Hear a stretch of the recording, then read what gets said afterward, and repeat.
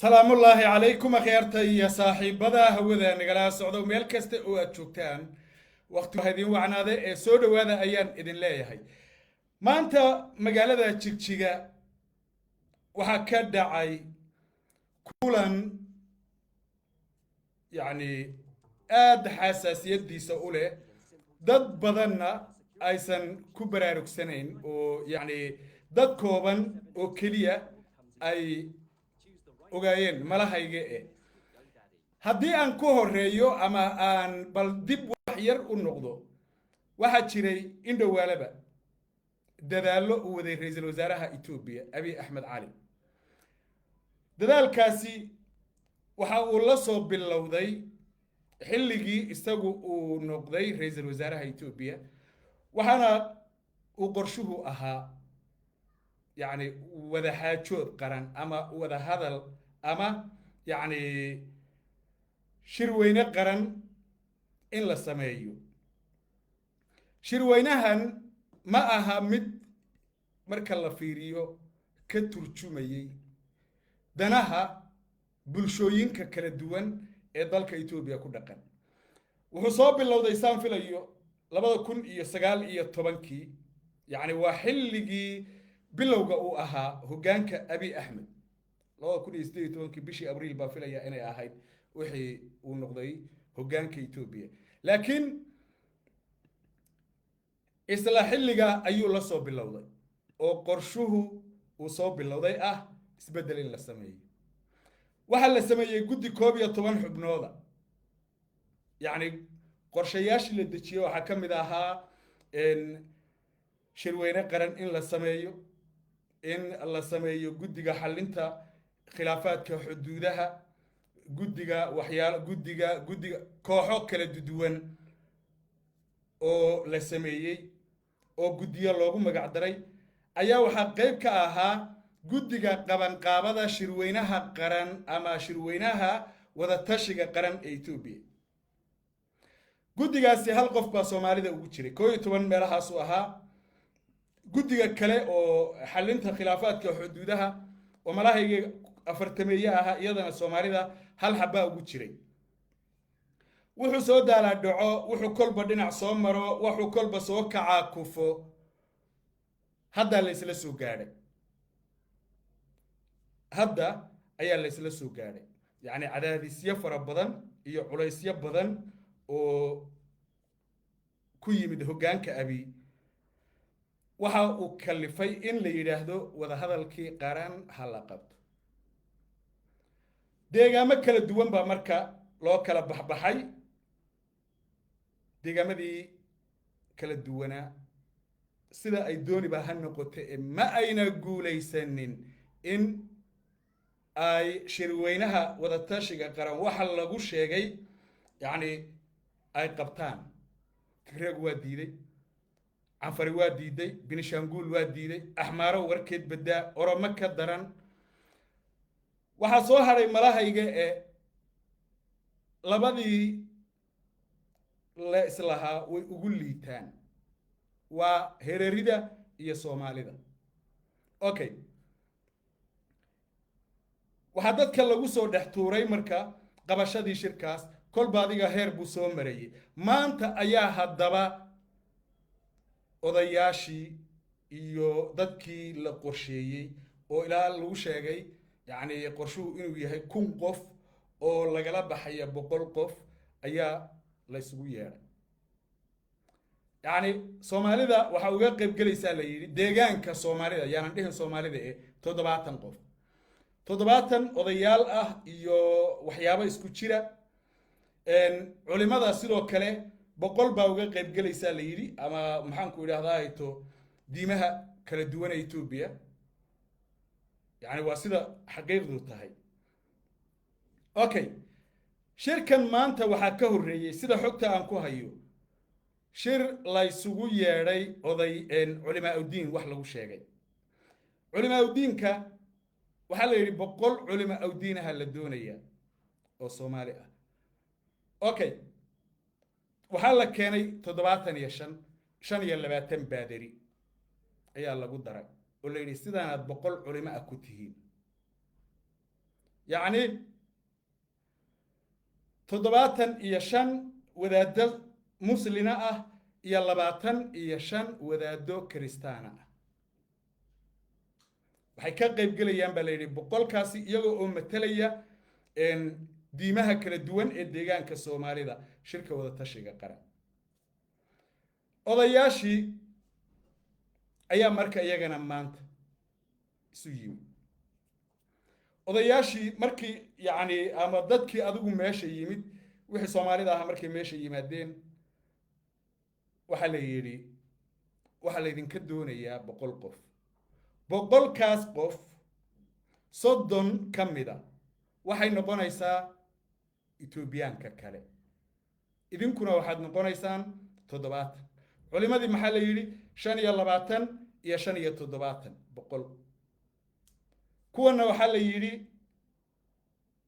70 iyo 30 70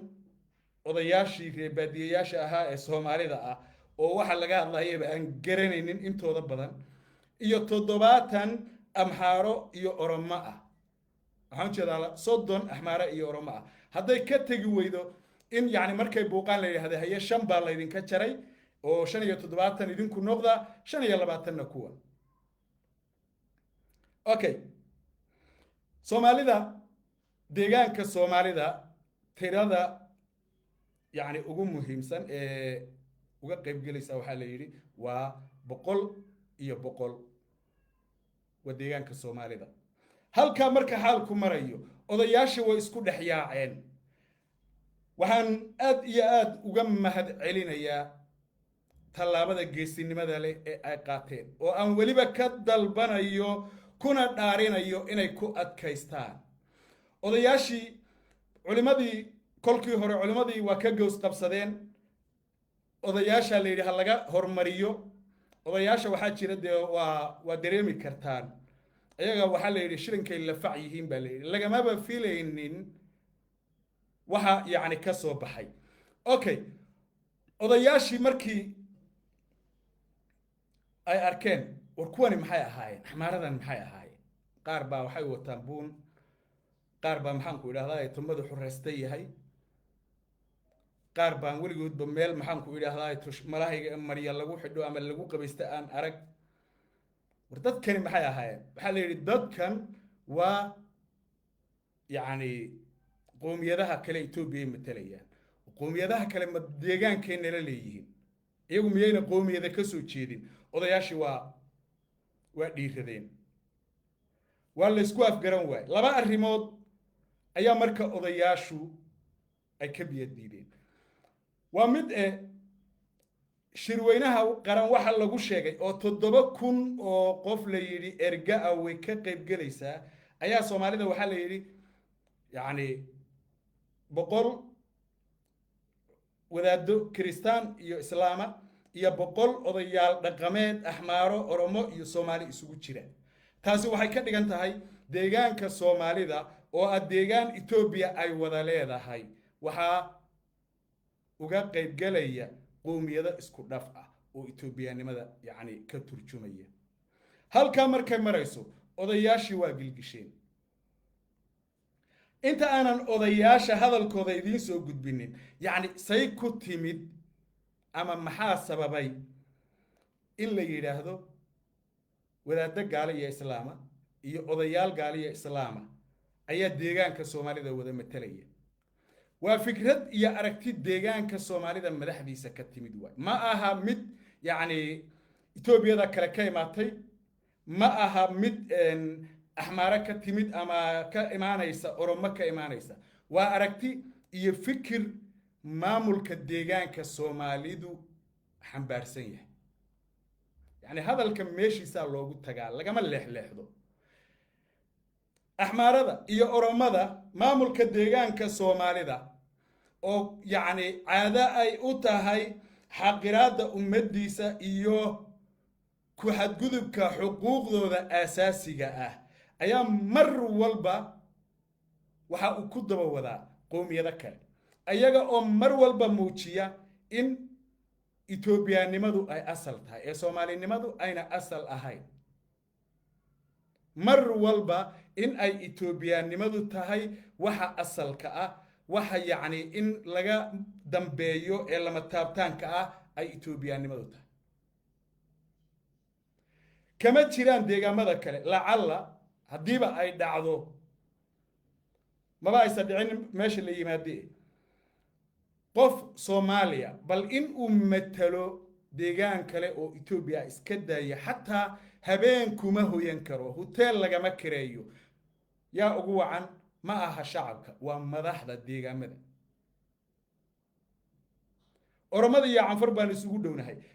iska daa in habeen lagu hoydo ee dhul oroma ay leedahay qof soomaaliya ma dhex mari karo gaadhi kuma dhex mari karo canfarna sidoo kale labada qoloba waxaynu arkaynay ama aynu ogeyn dad soomaaliya oo jidadka laga afduubtay jidadka lagu laayay kuwii yowgii ugu dambeeyeyna waxay ahaayeen barree hargeyso dad isbitaal loo wado lagu afduubtay okay madaxda deegaanka soomaalidu waxay isku dayeen in odayaasha iyo culimada laga dhaadhiciyo in etoobiyaanku wada leeyahay deegaanka soomaalida in etoobiyaanku uu wada leeyahay deegaanka soomaalida ayna xaq u leeyihiin maadaama ay ku dhaqan yihiin deegaanka soomaalida in yacni masiirka deegaanka soomaalida ay qayb ka noqdaan oo taladiisa ay wax ku yeeshaan go-aan gaadhistiisa ay wax ku yeeshaan ay xaq u leeyihiin in ay ka taliyaan deegaanka soomaalida siyaasad ahaan dhaqaale ahaan iyo bulsho ahaanba okay waxaan arkayay faatax in la yidhaahdaan jeclahay waa wasiir malahayga ee ka tirsan deegaanka soomaalida oo odayaasha iyo xisbiyada mucaaradka ah ku dhaliilaya maxaad u diidaysaan meesha masiirka etoobiya lagaga arriminayo haddaad doonaysaan yacni kolkii hore aayakatashi iyo aad wax ka hadli jirteen oo aad yacni aad lahaydeen deegaanka soomaalidu waa sidan meesha lagaga tashanayo aayaha etoobiya inaad tagtaan maxaa ku diideen oo meesha aayaha etoobiya lagaga tashanayo waa xaggee etoobiya aaya ka tashata waxaan leeyahay wasiirada kale maamulka guud ahaan madaxweynuhu kow ka yahay dhammaantiin anaa mushaar idin siinaya waxaad u dhimanaysaan waa mushaar anaa idiin ballan qaadaya inaan mushaarka idin wada siiyo ha aayaha ummadda soomaaliyeed ha afduubina ha uga faa'iidaysanina fursadaha yaryarka ah ee aad haysataan in waxayna dadku rabin aad ku qasabtaan oo idinka laydiin adeegsado haddaad dhaqaala doonaysaan anaa idiin ballan qaadaya anaa idin wada siinaya wasiir kaste oo aan aayaha ummaddiisa yacni daacad ka ahayn ee dhaqaale doonaya anaa u ballan qaadaya dhaqaale sababtoo ah waa boqolka sane ee soo socda masiirkii ummaddani ay lahayd okay odayaashu marka 1,000 jeer bay mahadsan yihiin 1,000 jeer ayaa odayaashu ay mahadsan yihiin etoobiya wax la yidhaahdo oo maanta jira haba yaraate ee ma jirto waa koox rafanaysa oo doonaysa rafashada inay sii dheeraysato muhiimaddu waa halkaa meesha loo socdo waa halkaa go-aanka geesinimada leh dhaxalgalka taariikhda dhidibada u taagay taariikhda cusub ceebo fadeexado iyo dhibaatooyin badan oo dul hoganayay odayaasha salaadiinta waxgaradka iyo qaybo badan oo ka mid ah hoggaanka dhaqanka ee bulshada deegaanka soomaalida way iska dhaqeen maanta walow ay jiraan qaar badan oo aan ku qanacsanayn oo baalacanjeera la yidhaahdo waa salaadiin waa ugaasiyo waa garaado haddana soomaalinimada waxay ka jecel yihiin etoobiyaannimada malahayga ee islaamnimadana wax kale ka jecel yihiin ma garanayo waana hogaamiyayaal dhaqan weey ayaga ayaa wax walba loo soo maraa laakiin maanta in aqlabiyaddii odayaashu ka guulaysatay waa taariikh aan la ilaawi doonin 22 Oktoobar 2024 aniga kolley waxay ii tahay maalin weyn bay ii tahay maalin waxay ii tahay ay muujiyaan odayaashu inay nool yihiin oo weli ay nafi ku jirto oo ay wax uun taxaruk ah samayn karaan bal hadda odayaashaas aan wax yar muuqaal yar oo kooban oo laga baahiyey aan idinla wadaago insha allahu tacaala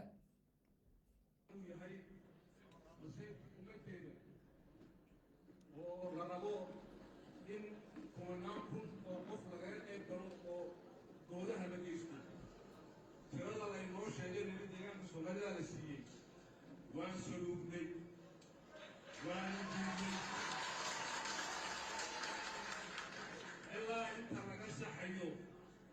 ee aanu gaadhsiinana cidday khusayso shirka annagu ah golaha nabadgeennimada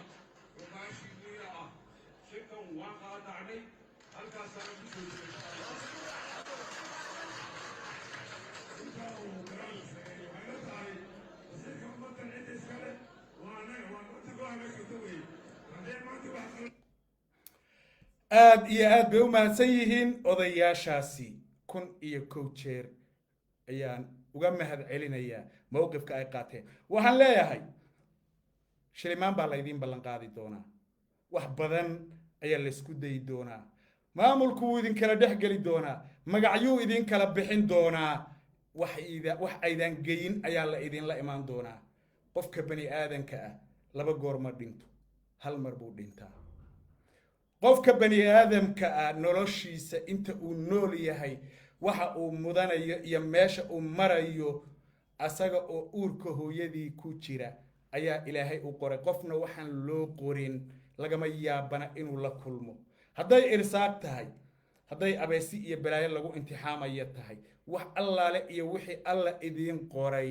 ayaad alla agtiisa ka helaysaan maanta taariikhda aad dhigteen dhaxalgalka ah war ku adkaysta war dhinaciina dheef ha ku bedelanina kuwa magacyada idinla wata ee beedhi qaatayaasha ah ee aynu ognahay ee idinkuna aad og tihiin gaashaanka u daruuro gobannimo ku dhinta gobannimo iyo sharaf ku dhinta gobannimo iyo sharaf waad muujiseen maanta inaad nooshihiin ayaad muujiseen ee mar kale muujiya in aad waxna diidi kartaan waxna dooni kartaan dadkiinuna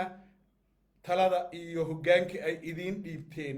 aad ku hoggaamin kartaan waxa wanaagsan oo ay iyagu doonayaan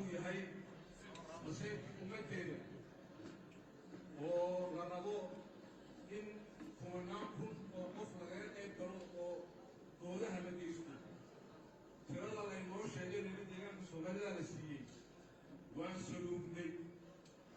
waan diidnay ilaa inta laga saxayo ee aanu gaadhsiinana cidday khusayso shirka annagu ah golaha nabadgeennimada xukaashii miida ah shirkan waan qaadacnay